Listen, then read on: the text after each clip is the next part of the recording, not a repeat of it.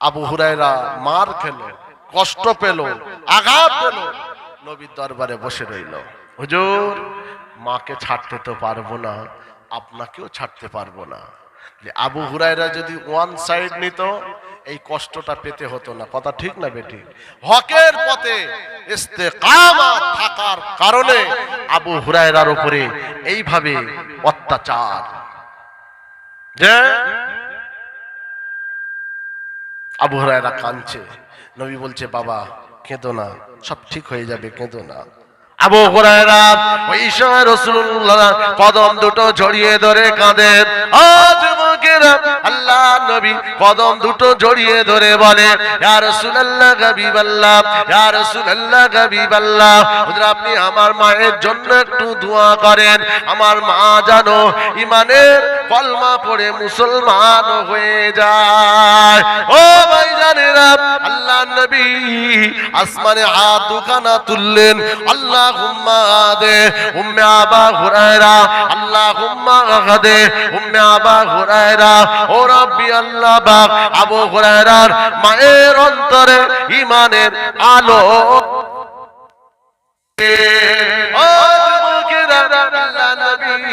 যখন এইভাবে দোয়া করে, আবু হুরায়রা দেরি না করে রাসূলুল্লাহ দরবার থেকে উঠে যায়, সোজা দৌড়ে দৌড়ে বাড়ির দিকে রওনা দেয়।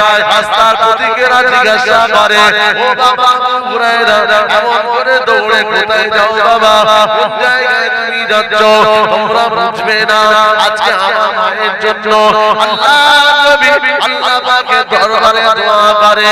আমি আবু হুরায়রা পরীক্ষা করতে চাই, আমি দৌড়ে দৌড়ে আমি আমার মায়ের কাছে আগে পৌঁছে যাই, আমার রাসূলুল্লাহ দোয়াটা আমার মায়ের নসিবে আগে যায়। রাসূলুল্লাহ দোয়া আল্লাহ পাকের দরবারে কবুল হয়ে যায়। ও জানেরা, হযরত আবু হুরায়রা দৌড়ে দৌড়ে আল্লাহ নবীর কাছে চলে গেল। বাড়ি থেকে রাসূলুল্লাহর কাছ থেকে সোজা বাড়ির দরজায় গিয়ে বাবা, ও মা জননী, দরজা খুলে দিন মা, আপনার কলিজার টুকরা আমি আবু হুরায়রা এসেছে। মা ভেতরতে আওয়াজ কেন দিল, ও বাবা আবু হুরায়রা একটু দাঁড়িয়ে যা বাবা, দাঁড়িয়ে যা বাবা, আমি তোর মা দরজা জানা খুলে। ও কিরা মা জননী পাক পবিত্র হয়ে দরজা জানা খুলে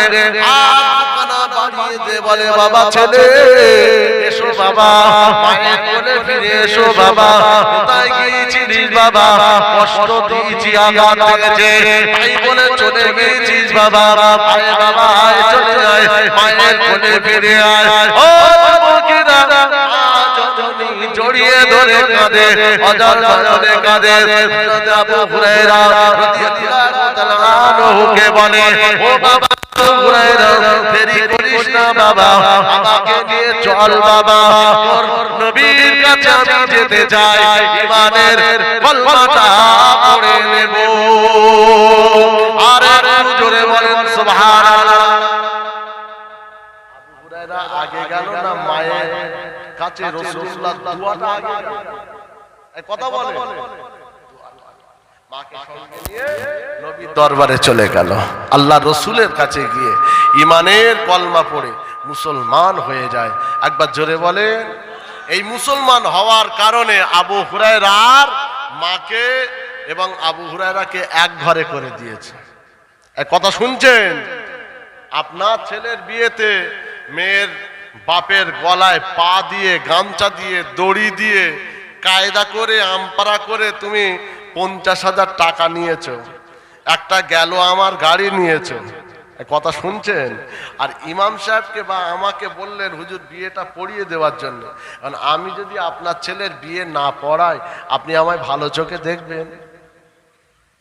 কথা বলছেন না কেন? ইমাম সাহেব রস হয়েছে, এটাই তো বলবে। ইমাম সাহেব চর্বি হয়েছে, ও হুজুরের দেওয়ার বাদ দে, কোনো কাজে আর লিবিনি, মিলাদ, সবরেসানি, দুয়া, আর কি বলে আপনার ওই শবে বারাত, শবে কদর, সব ওকে বাদ দে। কেন? হকের ওপর থাকার জন্য। এই কথা ঠিক বলছি না ভুল বলছি? তবে চালতে বেড়ের মানুষ একটু আলাদা। সোদল ওঠে না, সোদল কথা বলে না, সোদল ওঠে তো, সোদল বোঝেন নাকি? আমি জীবনে চোখে দেখিনি। এইটুকু বেলায় নানার বাড়ি এসেছিলাম, মামা সাথে করে নিয়ে কোথা ঘুরপাক খাওয়ালো আল্লাহ জানে, সব বুঝিনি। তবে শুনেছি সোদল ওঠে, এখনো ওঠে। হ্যাঁ, এই কথা বলে না কেন? ওঠে, আর কতদিন উঠবে আল্লাহ জানে।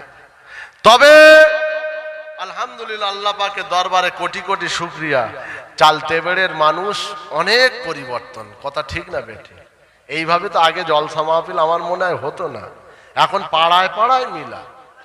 এই কথা ঠিক বলছি না ভুল বলছি? এত মিলাদ হওয়ার পরে, জি আলহামদুলিল্লাহ সুম্মা আলহামদুলিল্লাহ, আল্লাহর দরবারে লাখো কোটি শুকরিয়া।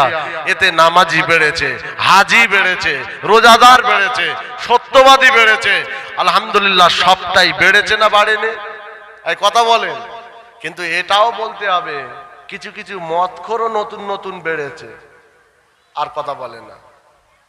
এই কোলকে টানে, কোলকে গেঁজা বোঝেন, খেলে টলে না, চোখ লাল হয়। বেড়েছে না বাড়িনি? কথা বলে। বেড়েছে, গেঁজা বেড়েছে, মদও বেড়েছে। আবার কিছু কিছু ছেলেরা নতুন নতুন সব লটারির টিকিট কাটা, এটাও বেড়েছে। বেড়েছে না বাড়েনি? আমার মনে হচ্ছে বক্তব্য অসুবিধা হচ্ছে। আবার লটারির টিকিট কাটছে তা বিসমিল্লাহ বলে, কোথাকার পানি কোথায় লাগাচ্ছে। ও হুজুর বলেছে কাজ শুরু করো বিসমিল্লাহ বলে, আল্লাহ বরকত দেবে, বিসমিল্লাহ মেরে দিল।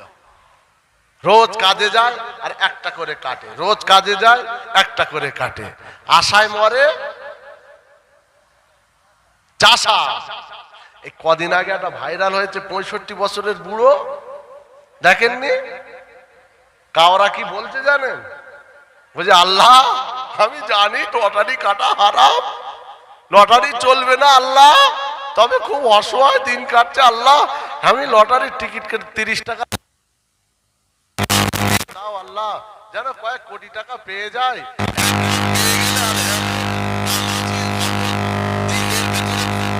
ফুল কিনারা থাকবে না, আল্লাহর কাছে লটারি কাটার জন্য দুয়া চাইছে। নাউজুবিল্লাহ বলেন। আচ্ছা, ও যদি মরে যায় কবরে বাস পড়বে না পড়বে না, এরকম দাঁড়িয়ে আছে, এমনি হেঁচো পেঁচো কিছু বোঝে না, বুঝলেন? মিডিয়া জিজ্ঞেস করছে তোমার নবীর নাম বলো, বলে মোহাম্মদ আলী। কি আলী? এই বলেন নাউজুবিল্লাহ। বলছে 5টা নবীর নাম বলো তো, বলছে আবু বকর, ওমর, উসমান, আলী, যেন চাস্তো ভাইয়ের নাম বলছে। দেখতেই আছে সাইনবোর্ড, হেডলাইন, আর এই টুপি মাঝে মাঝে, জুম্মা মাঝে মাঝে, মুসলমান। কিচ্ছু নেই, কিছু জানেও না, জানার চেষ্টাও করে না, যেমন খুশি তেমন জিন্দেগি করে যাচ্ছে। আর যেই মরে যাচ্ছে বিরাট বিরাট গরু কিনে হুদু মিলাদ দিচ্ছে, সবরেশানিতে সবরেশানিতে সবরে, বড় হুজুর ডেকে নিয়ে। আবার বলছি শোনেন, হক এবং ন্যায়ের উপরে থাকেন, এতে যদি ডাল ভাত খেতে হয়, মোটা চাল আর ডাল, এতেই আলহামদুলিল্লাহ। কথা ঠিক না বেঠিক? এই কথা বলছেন না কেন? আবু হুরায়রা রাদিয়াল্লাহু তাআলা আনহু এক ঘরে হয়ে গেল, একদিন দুদিন 3 দিন খাওয়া নাই। দোকানে মাল কিনতে যায়, মাল পর্যন্ত দিচ্ছে না, জানেন? দোকানে মালটাও বন্ধ করে দিল, কেউ দিচ্ছে না। শেষ পর্যন্ত আবু হুরায়রা রাস্তায় বসে গেলেন, রাস্তাতে মাথায় বসে ভাবছে, নবী সাহাবীরা রাস্তা দিয়ে যাবে আর আমি তাদেরকে সালাম দেব, তারা আমার মনের খবর জিজ্ঞেস করলে সব কথা বলবো, যদি একটু মেহমানদারি করায়। একবার জোরে বলেন না সুবহানাল্লাহ। রাস্তায় বসে আছে হযরত আবু বকর সিদ্দিক রাদিয়াল্লাহু তাআলা আনহু, সামনে দিয়ে হেঁটে হেঁটে যাচ্ছে। ও ভাইজানেরা, আল্লাহ নবী সাহাবে হযরত আবু বকর সিদ্দিক রাদিয়াল্লাহু তাআলা আনহু যখন সামনে দিয়ে যায়, হযরত আবু হুরায়রা সালাম কানা দেয়, আসসালামু আলাইকুম। হযরত আবু বকর সিদ্দিক হুজুর আমার সালামের জবাব দিল না। হযরত আবু বকর সিদ্দিক মাথাটা নিচু করে আস্তে আস্তে সামনে দিয়ে বেরিয়ে যায়। কি ব্যাপার? আবু বকর ভাইকে সালাম দিলাম, উত্তর দিল না, কারণটা কি? হ্যাঁ, আমি সালাম দিলাম, ইনিও বয়কট করলো, এলাকার তো সবাই বয়কট করেছে। ও ভাই জানেরা, হযরতে ওমর ফারুক রাদিয়াল্লাহু তাআলা আনহু সামনে দিয়ে হেঁটে যাচ্ছে। হযরতে আবু হুরায়রা সালাম দেয়, সালামের জবাব পেল না। আলী উসমান বেরিয়ে যায়, সালামের জবাব পেল না। আবু হুরায়রার মনটা খারাপ, চোখ দিয়ে অজর নয়নে পানি। আল্লাহ পাক, আজকে সবাই আমার বিরোধী হয়ে গেল, সবাই আমাকে বয়কট করে দিয়েছে। সাহাবীরা এনারাও কি আমাকে বয়কট করে দিল। সাহাবাদের মনটা বড় খারাপ। আবু হুরায়রা বসে বসে চোখ বড় পানি নিয়ে বসে আছে। এমন সময় লক্ষ্য করে দেখতে পাওয়া গেল দয়ার নবী রাহমাতাল লিল আলামিন নবী, আমার নবী গুটি গুটি পায়ে টুক টুক টুক টুক করে কদম তুলে এগিয়ে আসছে। আল্লাহ নবীকে দেখে আবু হুরায়রা সালাম দিলেন, আসসালামু আলাইকা ইয়া রাসূলুল্লাহ ইয়া হাবিবাল্লাহ। ওয়া আলাইকুমুস সালাম। কে বাবা? ইয়া রাসূলুল্লাহ হাবিবাল্লাহ, আমি আবু হুরায়রা। কি হয়েছে এমন কেন? ইয়া রাসূলুল্লাহ, সবাই আমাকে বয়কট করে দিল, তারপরেও আবু বকর উমর উসমান আলী সাহাবীরা হেঁটে হেঁটে চলে যায়। আমি সালাম কেন দিলাম, আমার সালামের জবাব দিল না। ইয়া রাসূলুল্লাহ, আমার মনটা বড় খারাপ হয়ে যায়। আল্লাহ নবী বললেন, বাবা আবু হুরায়রা চিন্তা করো না বাবা, আমি নবী, আমার সঙ্গে তুমি চলো। আল্লাহ নবীর সঙ্গে সোজা রাসূলুল্লাহর বাড়িতে নিয়ে গেল। আল্লাহ নবী বললেন, বাবা বসো। আবু হুরায়রা বাইরে রইলেও নবী আমার বাড়ির মধ্যে চলে গেল। হযরতে আম্মা জান মা আয়েশা সিদ্দিকা রাদিয়াল্লাহু তাআলা আনহা, আল্লাহ নবী আয়েশাকে বলেছিল, ও বিবি আয়েশা, কি আছে তাড়াতাড়ি বলো, গরীব সাহাবা এসেছে, 3 দিন নয় কয়েকদিন খাওয়া নাই। ও আয়েশা তাড়াতাড়ি দাও। আম্মা জান আয়েশা বললেন, ইয়া রাসূলুল্লাহ, বাড়িতে তেমন কিছু নাই হুজুর। ইয়া রাসূলুল্লাহ, দেওয়ার মতো কিছুই নাই। আল্লাহ নবী বললেন, কিছুই নাই, কিছুই নাই, কি আছে আয়েশা তাড়াতাড়ি একটু দাও। ইয়া রাসূলুল্লাহ, বাড়িতে তেমন কিছু নাই, তবে আপনার একজন গরীব সাহাবা সামান্য একটু পেয়ালা করে দুধ নজরানা দিয়ে গেছে। ইয়া রাসূলুল্লাহ, ওই দুধটুকু আমার ঘরে রয়েছে। আল্লাহ নবী বলে, ও বিবি আয়েশা, ওই দুধটা তুমি দাও। আল্লাহ নবী দুধখানা নিল, সোজা বাইরে চলে এলো। আবু হুরায়রাকে ডাক দিল, বাবা আবু হুরায়রা, তাড়াতাড়ি আমার কাছে এসো। নবী সাহাবী আবু হুরায়রা গেল, লাব্বাইকা ইয়া রাসূলুল্লাহ। আল্লাহ নবী পেয়ালা দুধখানা হাতে নিয়ে আবু হুরায়রাকে বলেছিল, বাবা চলে যাও, চলে যাও, আমার 80 জন আসহাবে সুফফা সাহাবীদের দাওয়াত করো। আমি নবী পাক আমার বাড়িতে 80 জন সাহাবা এবং তোমার সকলের আজকে আমি এই দুধটা খাওয়াবো। বলুন সুবহানাল্লাহ, আরো জোরে বলেন সুবহানাল্লাহ। আবু হুরায়রা বলছে, ইস, এইটুকু দুধ আমার নিজেরই হয় না, আবার 80 জন, এ কেমন কথা? বুঝলেন, এটা কি সম্ভব? নবী বলেছে, কিচ্ছু করার নেই, চলে গেলে 80 জনকে দাওয়াত করলেন। 80 জন সাহাবা যথারীতি চলে। আবু বকর উমর উসমান 4 জনকে ডাকা হলো।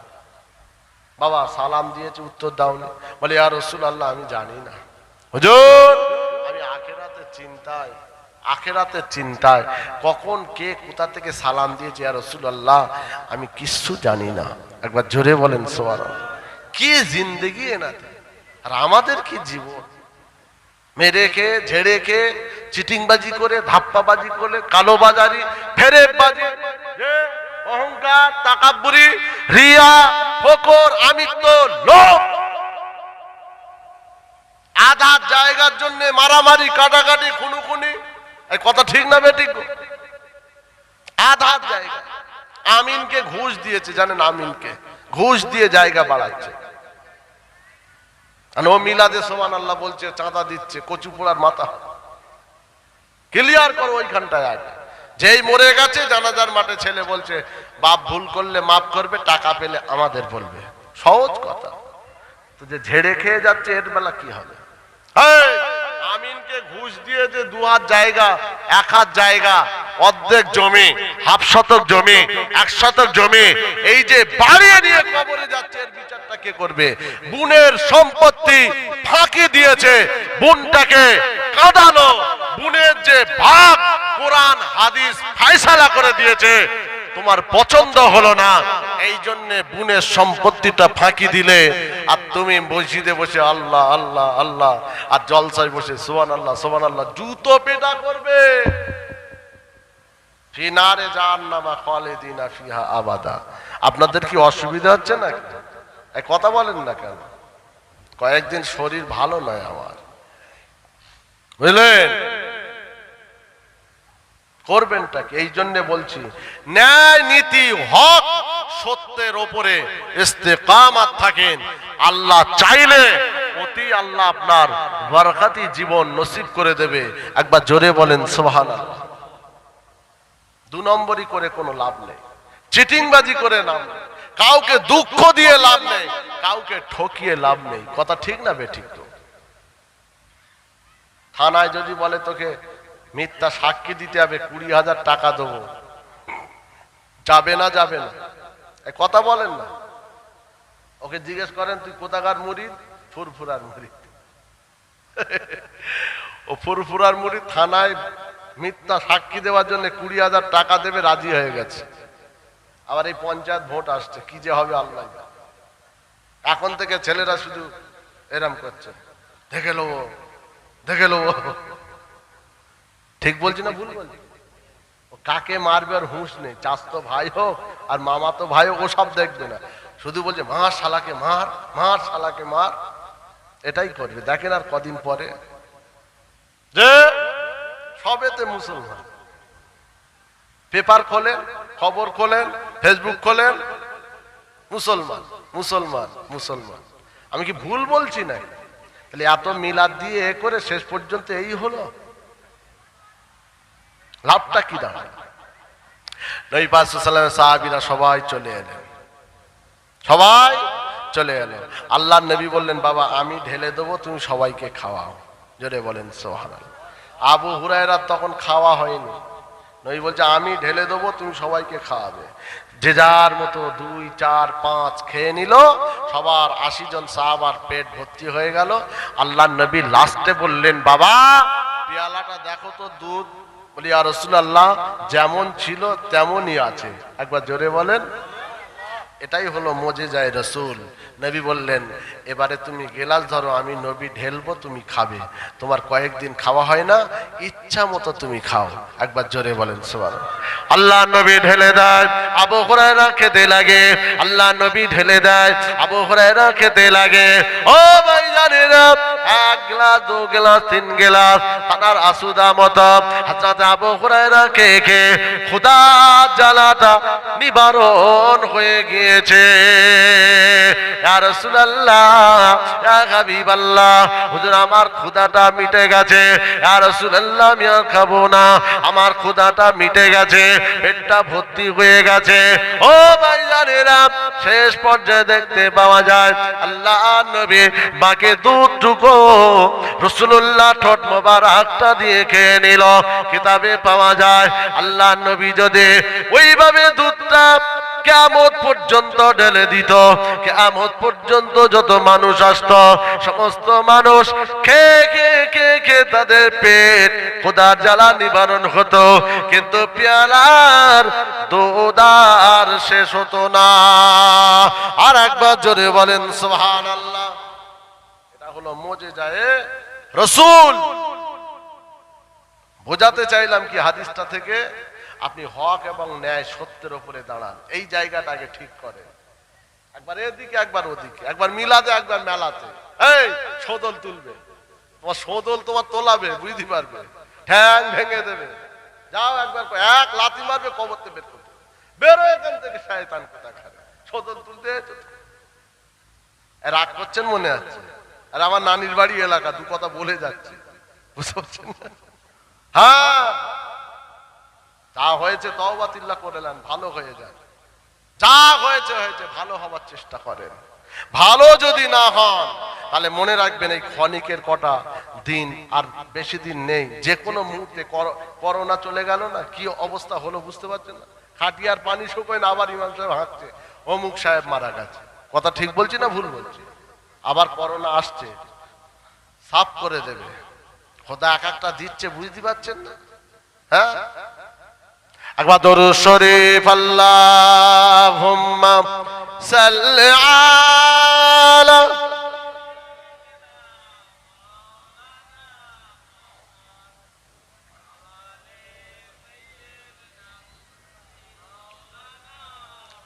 मुझको पिला दे इश्क का जाम,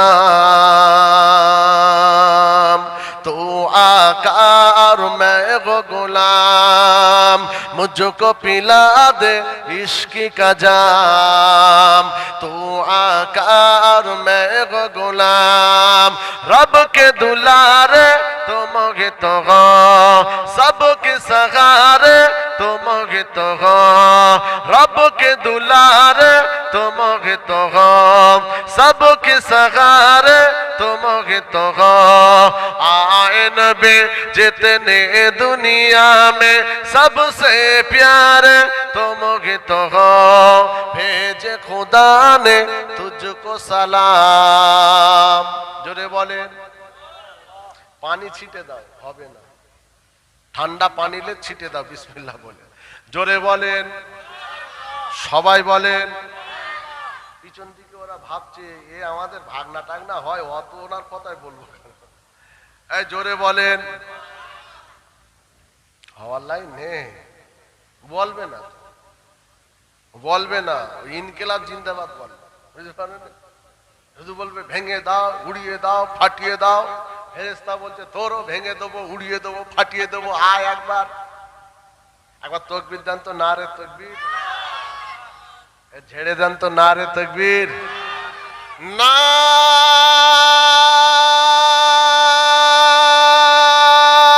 তাকবীর।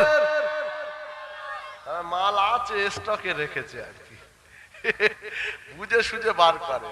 এই মহিলারা আশপাশে বসেছে, কোথায় ওদের মন লাফাচ্ছে, ওরা বলে না আমাদের ওখানে একবার বসিয়ে দিক খালি।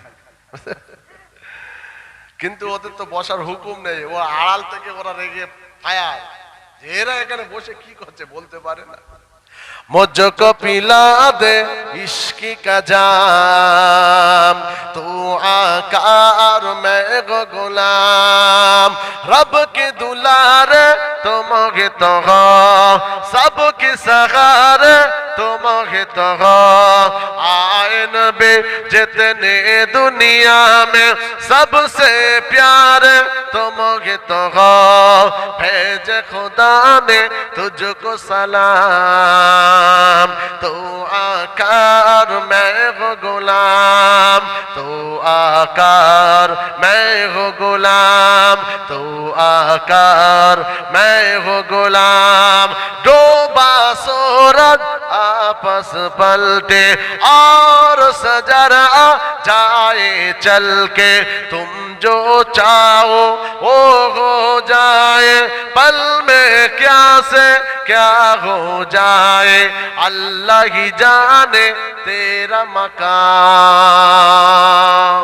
আর একটু জোরে বলেন, अल्लाह ही जाने तेरा मकाम। तू आकार मैं गो गुलाम, तू आकार मैं गो गुलाम, तू आकार मैं गो गुलाम। मुझको पिला दे इश्क का जाम, तू आकार मैं गो गुलाम। अल्लाहुम्मा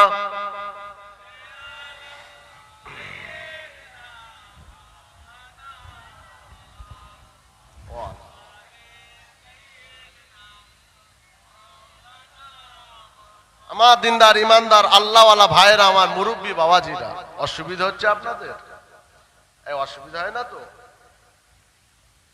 আর অসুবিধা হলো কিছু করার নেই, আমার টাইম যতক্ষণ থাকবে বকে যাবার, আপনাদের বসে থাকতে হবে, কিচ্ছু করার নেই। তাহলে আমার ওয়াজ আজকে কি দিলাম এটা আগে বোঝেন, আমার সাবজেক্টটা কি দিলাম।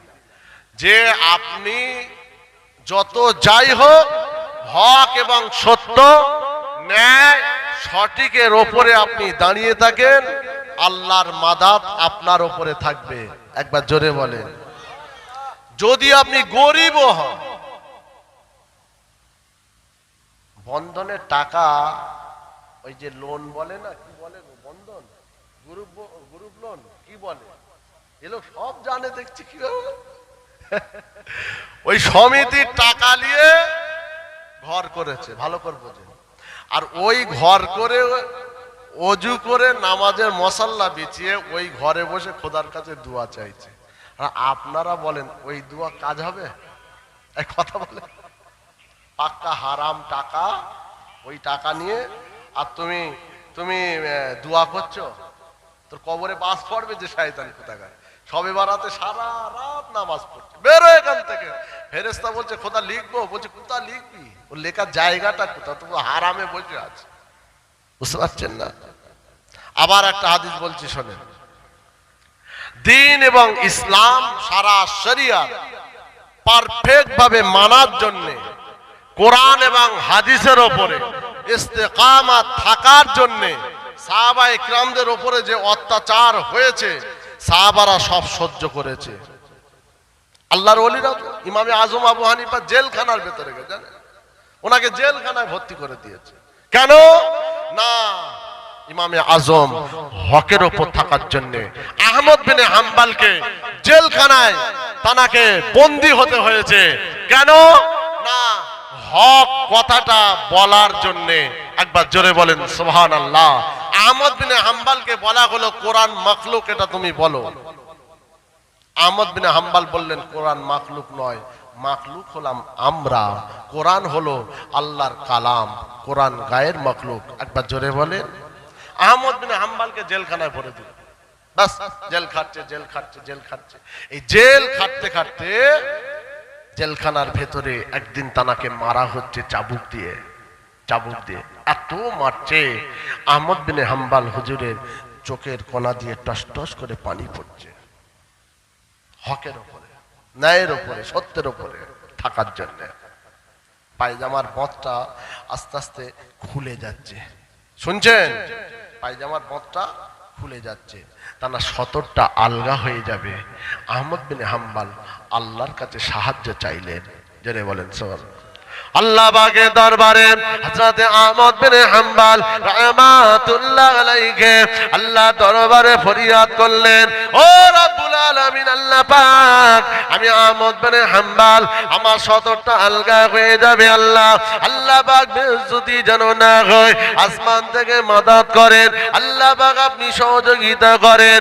ও যুবকেরা, আল্লাহর রহমতের ফেরেশতাদের আল্লাহ পাক ঘোষণা করে দিল, ও আমার মালাইকা ফেরেশতা, চলে যাও চলে যাও, আমার আহমদ বিন হাম্বল, আমার প্রিয় আলেম বান্দার কাছে যাও। ওই আমার আলেম বান্দার কাছে গিয়ে পায়জামা দড়ির বস্তা আর ভালো করে টাইট করে বেঁধে দাও। আল্লাহর রহমতে ফেরেশতা এসে হযরত আহমদ বিন হাম্বল রাহমাতুল্লাহ আলাইহি পায়জামা দড়ির বাঁধখানা টাইট করে বেঁধে দিয়েছে। জোরে বলেন সুবহানাল্লাহ। আপনার উপরে অত্যাচার হবে। আবার বলছি, বারবার একটাই কথা, আপনি হকের উপর থাকেন। 5 ওয়াক্তের নামাজ, হালাল খাদ্য, বছরের রোজা, এর উপরে জিন্দেগিটা তৈরি করেন। বাড়িতে মা বোনদের পর্দার ভেতরে রাখেন, দেখবেন আল্লাহর রহমত এতটা হবে। কারো যদি 1000 টাকা থাকে, আপনার 100 টাকা থাকে, ওই 100 টাকা হালাল টাকার উপরে আল্লাহ এতটা বরকত দেবে, ও 1000-এ যা হবে না 100-এ তার থেকে বেশি হবে। একবার জোরে বলেন।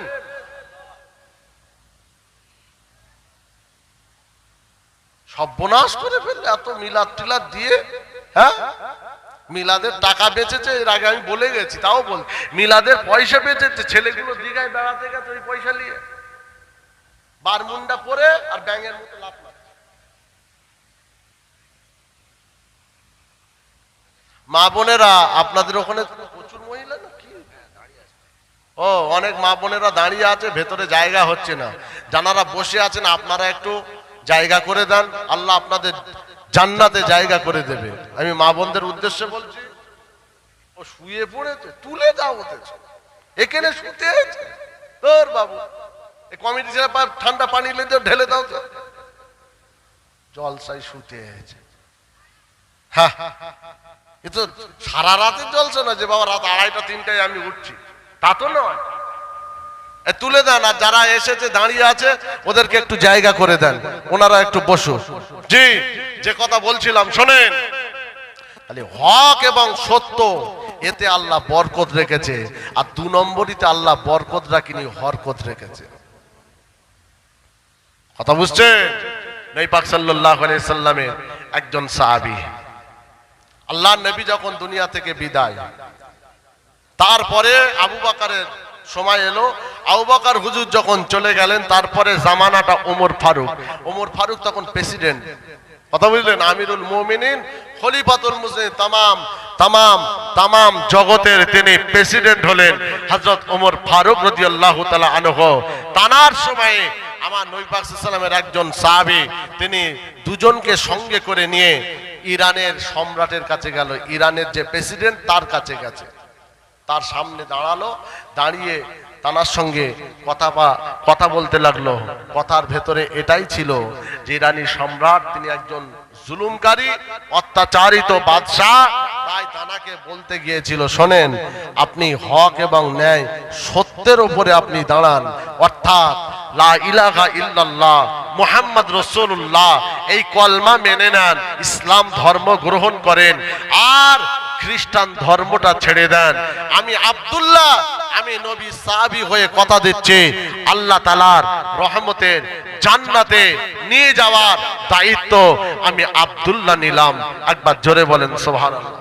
পুরো তার চোখে চোখ রেখে এই কথাটা যখনই বলল, ইরানি সম্রাট বলছে, আরে সাহসটা দেখ, এত বড় স্পর্ধা, এত বড় সাহস, আমার সামনে এসে আমাকে বলছে খ্রিস্টান ছাড়তে, ইসলাম মানতে। আব্দুল্লাহকে বলেছিল, আব্দুল্লাহ শোনো, আমি একটা কথা বলছি, তুমি আমার কথাটা শোনো। কি বললো? তুমি লা ইলাহা ইল্লাল্লাহ মুহাম্মদ রাসূলুল্লাহ এই কলমা ছেড়ে দাও, আল্লাহ ছেড়ে দাও, নবী ছেড়ে দাও, কোরআন ছেড়ে দাও, শরিয়ত ছেড়ে দাও, তুমি সব ছেড়ে দিয়ে আমাদের খ্রিস্টান ধর্মকে তুমি মেনে নাও। আমি ইরানি বাদশাহ কথা দিলাম, ইরানের অর্ধেক মালিকানা আমি তোমার নামে লিখে দেবো। জোরে বলেন নাউজুবিল্লাহ। ইরানি সম্রাট এই কথা বলার পরে আব্দুল্লাহ হুজুর বললেন যে ন্যায় সত্য হক আমি পেয়েছি, আমি এই হক এবং ন্যায় সত্য থেকে এক চুল সরে যাব না, এটা আমি ছাড়তে পারবো না, বরং আপনি মেনে নেন, আপনাকে কথা দিচ্ছি জান্নাত দিবে আল্লাহ কাছে বলে, আমার নবীর থেকে তোমাকে জান্নাত পাইয়ে। ইরানি সম্রাট বলল, না, তুমি খ্রিস্টান মেনে নাও, ইসলাম ছেড়ে দাও। আব্দুল্লাহ বলছে, না, খ্রিস্টান ছাড়ো, ইসলাম মানো। আর ইরানি সম্রাট বলছে, তুমি ইসলাম ছাড়ো, খ্রিস্টান মানো। আব্দুল্লাহ বলল, খ্রিস্টান ছাড়ো, ইসলাম মানো। হযরতে আব্দুল্লাহর এই কথা যখন তর্ক বিতর্ক হচ্ছে, ইরানি সম্রাট পাওয়ারটা দেখালো, একে ধরো আর ওই ঘরে বন্দী করো। দেখেছে? আব্দুল্লাহ রাদিয়াল্লাহু তাআলা আনহুকে ঘরে বন্দী করে দেওয়া হলো। একদিন, দুদিন পার হয়ে যায়, 3 দিন যখন পার হয়ে যায়, 4 দিনের মাথায় বলা হলো, ও যুবকেরা, হযরত আব্দুল্লাহ রাদিয়াল্লাহু তাআলা আনহুকে যখন ঘরে বন্দী করা হলো, 4 দিন পরেতে তার লোকেদের বলা হলো, চলে যাও, আব্দুল্লাহ ডেড বডিটা বার করো। আব্দুল্লাহ মারা গিয়েছে, 3 দিন ধরে কোনো খাওয়া নাই, পানি বলে কিছুই নাই, বদ্ধ ঘরের ভেতরে আব্দুল্লাহ মারা গিয়েছে। আব্দুল্লাহর বডিটা বার করো। যখন তার সঙ্গ পাঙ্গ চলে গেল, দরওয়াজাখানা খুলে দেখে হযরত আব্দুল্লাহ রাদিয়াল্লাহু তাআলা আনহু আল্লাহ জমিনের উপর সিজদায় পড়ে আল্লাহ আল্লাহ আল্লাহ আল্লাহ আল্লাহ বলে সিজদায় পড়ে তিনি আল্লাহ তাসবিতে মশগুল হয়ে আছে। আর একটু জোরে বলুন সুবহানাল্লাহ। মেয়েরা ওঠে না, ওদের মনে পেঁচ ভর্তি, জিলিপির মতো পেঁচ। ওর বাবু, এই যাও না, একজন যাও তো, যারা শুয়ে আছে না তো বাড়ি পাঠিয়ে দাও, একটু জায়গা করে দেবে, তাও দিচ্ছে না। কি জ্বালা বলেন দিনিয়া। যাও কমিটির ভাইরা একটু গিয়ে ভালো করে বলো, যারা দাঁড়িয়ে আছে, আর তা নাহলে ভেতরে ঢুকে যেখানে পাবেন বসে যাবেন, যা হবে, তাছাড়া আর কি হবে। যখন সহজে হয় না তখন জোর করে অধিকার নিতে গেলে এটাই করতে, ভাতা কোটাতে হবে, বুঝতে পারছেন। শোনেন, আব্দুল্লাহকে যখন আনা হচ্ছে, ঘরে গিয়ে দেখছে তিনি সেজদায় পড়ে আল্লাহ তসবিতে মশগুল আছে। একবার জোরে বলেন সুবহানাল্লাহ। দেখেছেন, বন্দি করার পরেও এক জাররা কাতরা পানি না দেওয়ার পরেও চুল আমার আল্লাহ থেকে দূরে সরে যায়নি। একবার জোরে বলেন সুবহানাল্লাহ। কোন দুঃখে খোদাকে ছাড়লেন, কোন দুঃখে নামাজ ছাড়লেন, কোন দুঃখে রোজা ছাড়লেন, কোন দুঃখে সত্য ছাড়লেন। ন্যায় হক হালালকে বাদ দিয়ে ইহুদি, নাসারা, খ্রিস্টান, জৈন, বৌদ্ধ, গায়ের কম বেঈমানদের কালচার, আপনি মুসলমানের বাচ্চা হয়ে আপনার যে রক্ত আছে মুসলমানের রক্ত, আপনার ঘরে কোরআন আছে, আল্লাহ শরীয়ত আছে, আপনি মুসলমানের ঘরে জন্ম নিয়ে বেঈমানদের কালচার কি করে জায়গা দিলেন? এর জন্য জবাব দিয়ে হতে হবে।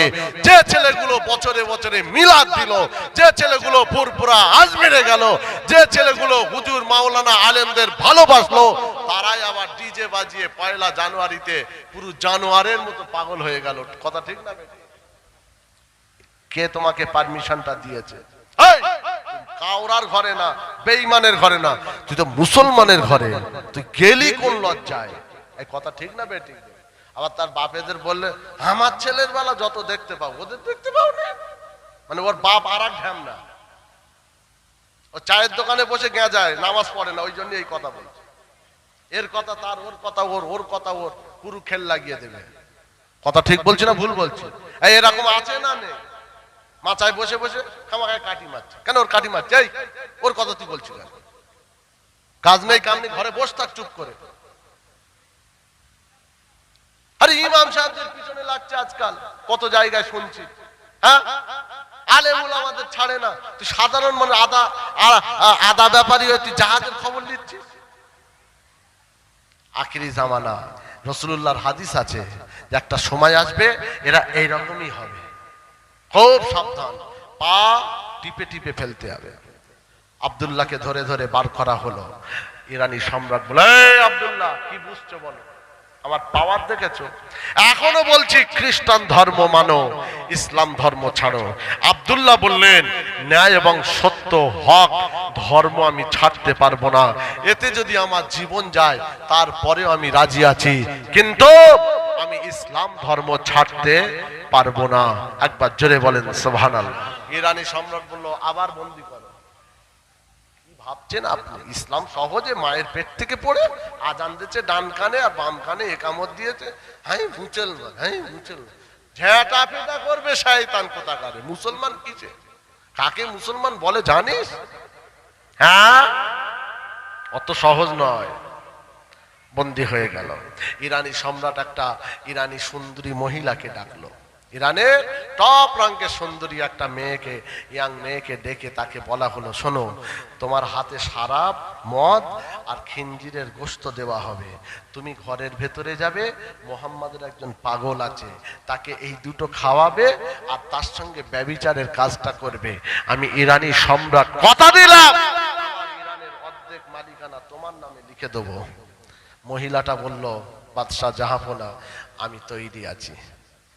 অনেক মানুষ এরকম লোভে পড়ে অনেক কিছু সর্বনাশ করে, করে না কথা বলে।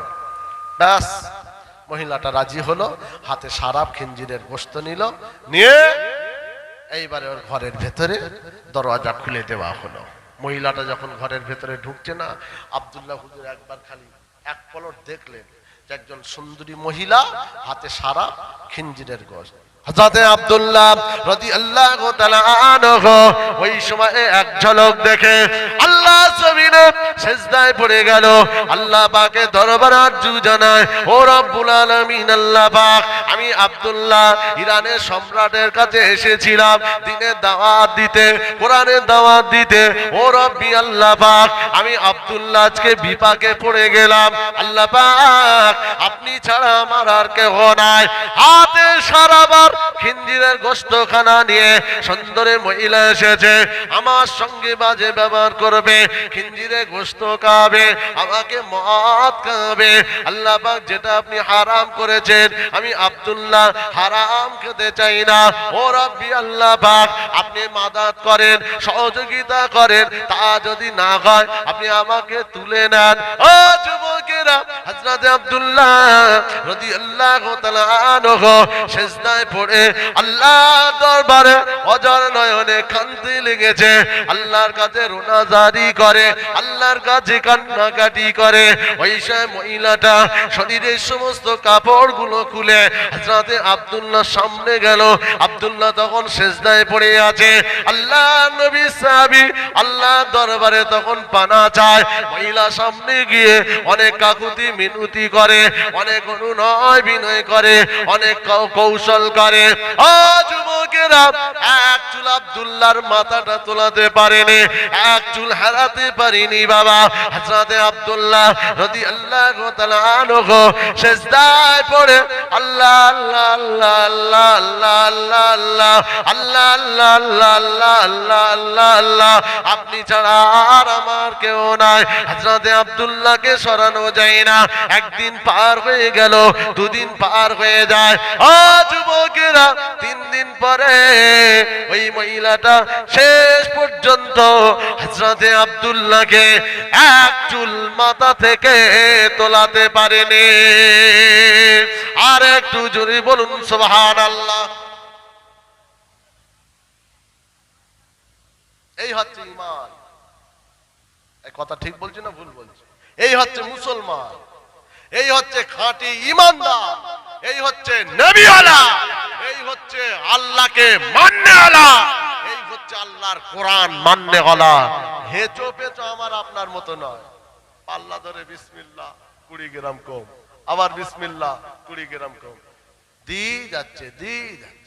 খরিদ্দার ভাবছে পুরো ফেরেশতা, কি সর্বনাশ করছে ওই জানে আর খোদা জানে। জি আবার বলছি শোনেন, আমার বক্তব্য একটা জায়গায় কি, হক এবং ন্যায় সত্যের উপরে থাকলে হয়তো আপনার একটু কষ্ট হবে। ওই কষ্টটাই হলো আল্লাহর পরীক্ষা, কতটা আপনি ধৈর্যশীল হতে পারেন। যারা ধৈর্যশীল হবে, আল্লাহ নিজে বললেন ইন্নাল্লাহা মা'আস সাবিরিন, সবরকারীদের সঙ্গে কেউ না থাক আমি আল্লাহ থাকি। একবার জোরে বলুন সুবহানাল্লাহ। তাই আছেন যা করছেন খুব সাবধানে পা ফেলেন। আজ বাদে কাল মরে যাবেন, কি নিয়ে যাবেন বলুন? এক্ষুনি মরবেন, গোসল হবে, ইমাম সাহেব হেঁকে দেবে, জানাজা জোহর পরে হয়ে যাবে, কবরে দিয়ে চলে আসবে। এবার কি হবে আপনার বলেন? একদিন তোমারি নাম